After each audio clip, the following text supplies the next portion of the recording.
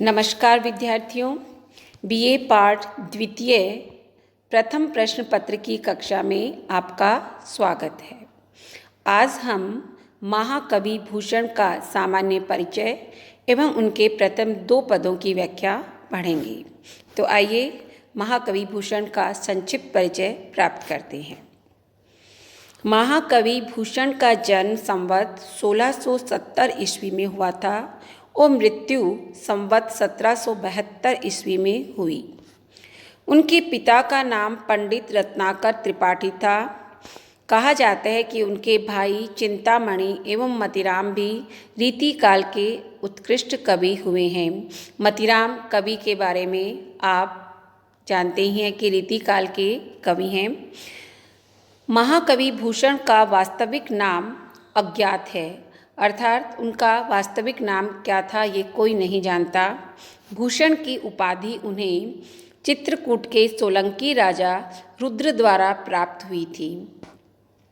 वे छत्रपति शिवाजी के आश्रित कवि थे और उनकी प्रशंसा में उन्होंने पर्याप्त काव्य रचना की है। पन्ना नगरी के महाराज छत्रसाल के यहाँ भी उनका अतिशय सम्मान था। यहाँ तक कि एक बार महाराज छत्रसाल ने उनकी पालकी में अपना कंधा भी लगा दिया था। इसी कारण कवि भूषण ने कहा था, शिवा को बखानो की बखानो छत्रसाल को, अर्थात मैं महाराज शिवाजी की प्रशंसा करूं या महाराज छत्रसाल की। शिवाजी के वो दरबारी कवि थे और छत्रसाल की नगरी में उनको अत्यधिक सम्मान मिला था। भूषण के शिवराज भूषण, शिवा बावनी एवं छत्रसाल दशक नामक ग्रंथ प्रसिद्ध हैं। उन्होंने राष्ट्रीय काव्य की श्रेष्ठ रूप में रचना की है। रीति काल के श्रृंगारिक वातावरण में सांस लेते हुए भी उन्होंने वीर रस के काव्य का सृजन किया है। वीर रस के अनुकूल ही उनकी भाषा भी अत्यंत ओजस्वी एवं प्रवाहमयी है। भूषण का हिंदी साहित्य के इतिहास में विशेष स्थान है, कारण कि उनका महत्व सबसे अधिक तो इस बात में है कि उन्होंने उसकी रचना उस समय की जबकि अन्य कवि श्रृंगार रस की कविताएं लिख रहे थे। तब उन्होंने वीर रस का काव्य लिखकर रीति काल के अन्य कवियों के समक्ष एक आदर्श उपस्थित किया। वहाँ शिवराज भूषण के रूप में उन्होंने अलंकार ग्रंथ की भी रचना की थी। लेकिन भूषण की रचनाओं में रस संचार की दृष्टि से शिवा बावनी और छत्रसाल दशक का अत्यधिक महत्व है। शिवराज भूषण की रचना में भूषण को इतनी सफलता नहीं मिली थी। इसका कारण यह कि उन्होंने इस काव्य को हृदय की प्रेरणा से नहीं लिखा था। यह मात्र एक अलंकार ग्रंथ है, अतः इसमें अलंकारों के लक्षण उदाहरण देने में ही उन्होंने अपनी प्रतिभा दिखाई। उनके द्वारा उपस्थित किए गए लक्षण साधारण हैं। उन्होंने इस क्षेत्र में कोई विशेष मौलिकता नहीं दिखाई। यही कारण है कि शिवराज भूषण रचना का अधिक वर्णन नहीं देखने को मिलता। यहाँ तक कि शिवा बावनी और छत्रसाल दशक इनके दो महत्वपूर्ण ग्रंथ हैं और इन्होंने इनमें सर्वत्र या तो महाराज शिवाजी की प्रशंसा की है या छत्रपति शिवाजी की प्रशंसा की है या छत्रसाल की प्रशंसा उन्होंने की है। जहाँ तक भूषण के काव्य के कला पक्ष का सवाल है, उस संबंध में हम कह सकते हैं कि यद्यपि कवि भूषण रीति काल में हुए, परंतु उन्होंने अपने काव्य में वीर रस को मुख्य स्थान प्रदान किया। वीर रस के रूप में सहायक रसों के रूप में इन्होंने भयानक और रौद्र रसों का भी प्रयोग किया। उनके काव्य में वीर रस के सारे अंग प्राप्त होते हैं।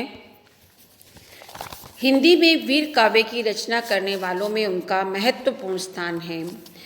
यहाँ तक कि महाराज शिवाजी और महाराज छत्रसाल से संबंधित साहित्य की रचना करने वाले लेखकों में भी उनका महत्वपूर्ण स्थान है।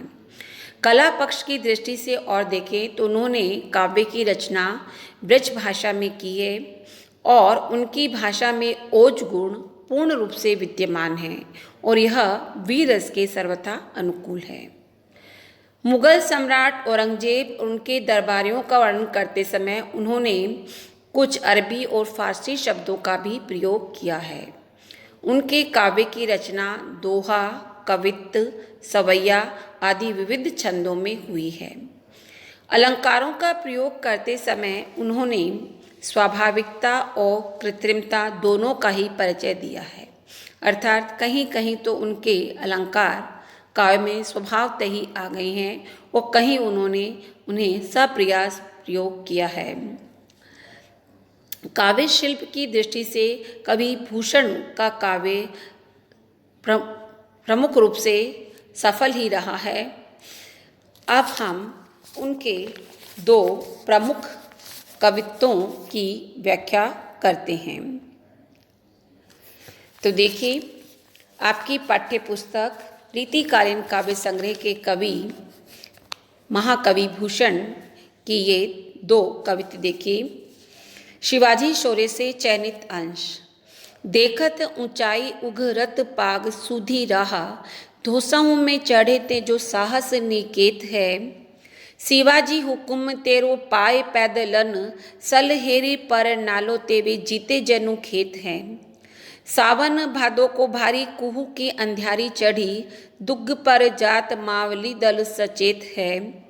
भूषण बनत ताकि बात में विचारी तेरे, पर ताप रवि की उजारी गढ़ लेत है। प्रस्तुत कवित्त जो है महाकवि भूषण के शिवा बावनी ग्रंथ से उद्धृत है और शिवाजी शौर्य से चयनित शीर्षक से लिया गया है। इस कवित्त में कवि ने महाराज शिवाजी के शौर्य एवं उनकी सेना और अर्थात उनके सैनिकों के शौर्य का वर्णन किया है। अप्रत्यक्ष रूप में उनके सैनिकों के शौर्य के माध्यम से उन्होंने महाराज शिवाजी के ही शौर्य और पराक्रम का वर्णन किया है। तो देखिए, व्याख्या देखते हैं। देखत ऊंचाई उघरत पाग सुधी राहा, धोसाओं में चढ़े ते जो साहस निकेत है। कवि भूषण कहते हैं कि महाराज शिवाजी के सैनिकों ने ऊंचे ऊंचे किलों और दुर्गों को जीत लिया है। देखत ऊंचाई, और ये दुर्ग और किले इतने ऊंचे हैं कि ऊपर की ओर देखने पर मनुष्य की पगड़ी खुलकर गिर जाती है। सूधी राह धोसाओं में चढ़े थे जो साहस निकेत है। और सीधे रास्ते से दिन में भी इन किलों पे चढ़ना बहुत मुश्किल है। सीधे राह से दिन में वही व्यक्ति यहाँ पर चढ़ सकते हैं जो साहस के भंडार है। निकेत यानी भंडार है, अर्थात भाव है कि जो साहसी और वीर व्यक्ति हैं वे ही सीधे रास्ते से दिन में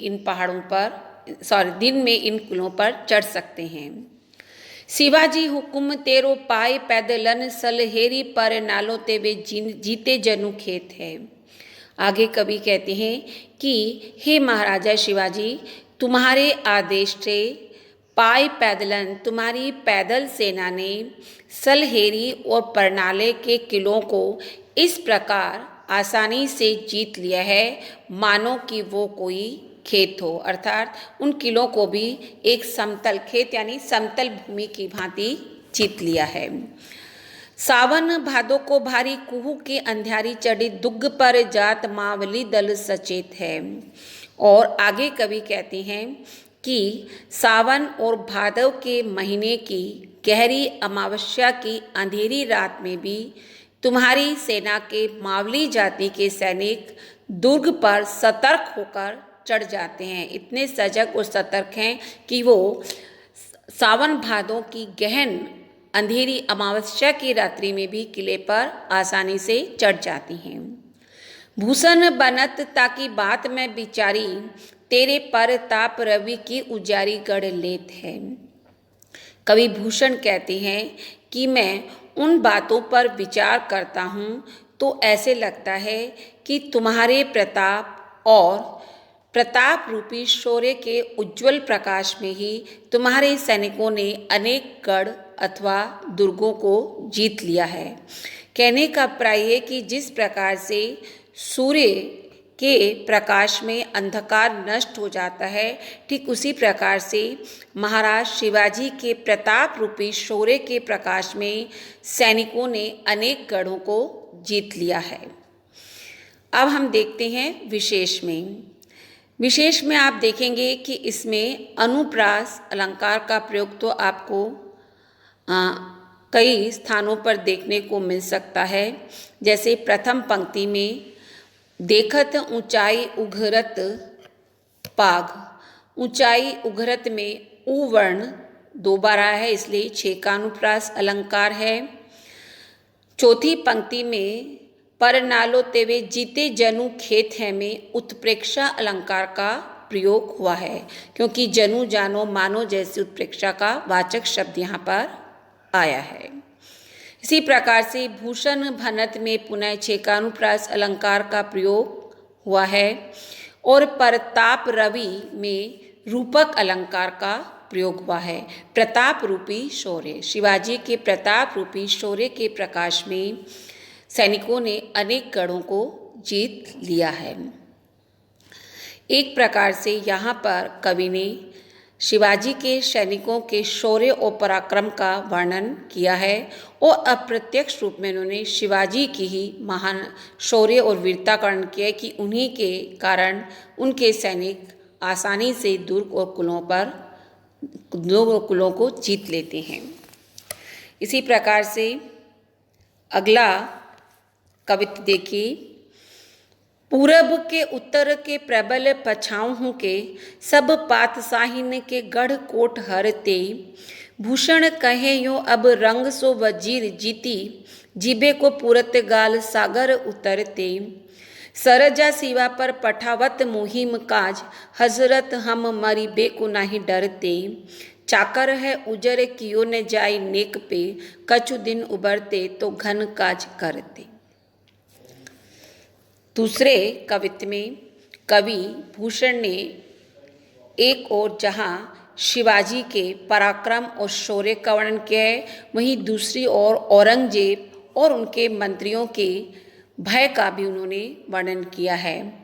तो यहाँ पर औरंगजेब के वजीर यानी मंत्री औरंगजेब से कहते हैं कि हे बादशाह, पूरब के उत्तर के प्रबल पछाहों के, कि पूर्व के उत्तर दिशा के और प्रबल यानी शक्तिशाली पश्चिम दिशा के जितने भी बादशाह थे, सब पातशाहीन के गढ़ कोट हरते, हम सभी बादशाहों के किले और दुर्गों का हरण कर लेते, अर्थात किले और दुर्ग पर विजय प्राप्त कर लेते। भूषण कहें अब रंग सो वजीर, भूषण कवि कहते हैं अवरंग यानी औरंगजेब, वजीर यानी मंत्री, कि औरंगजेब से उनके मंत्री इस प्रकार कहते हैं, जीती जिबे को पूरत गाल सागर उतरते, यहाँ तक कि समुद्र पार पुर्तगाल देश को जीतने के लिए हम समुद्र को भी पार कर जाते हैं, परंतु सरजा सिवा पर पठावत मुहिम काज, परंतु शिरोमणि शिवाजी पर शिवाजी की सेना के साथ युद्ध करना या शिवाजी के साथ युद्ध करने के लिए भेजना एक अत्यधिक महत्वपूर्ण काम है। अर्थात महाराज शिवाजी के साथ युद्ध करके हम किसी भी प्रकार बच नहीं सकते, लेकिन वे कहते हैं कि हे बादशाह, हम मरीबे को नहीं डरते। यद्यपि हम मृत्यु से भय नहीं खाते हैं, मरने से नहीं डरते हैं, क्योंकि चाकर है उजर कियो न जाय नेक पे, हम तो तुम्हारे सेवक हैं, तुम हमारे बादशाह हो, इसलिए हम तुम्हारे आदेशों का विरोध नहीं कर सकते, इसीलिए हम तुम्हारे आदर्शों का विरोध नहीं कर सकते।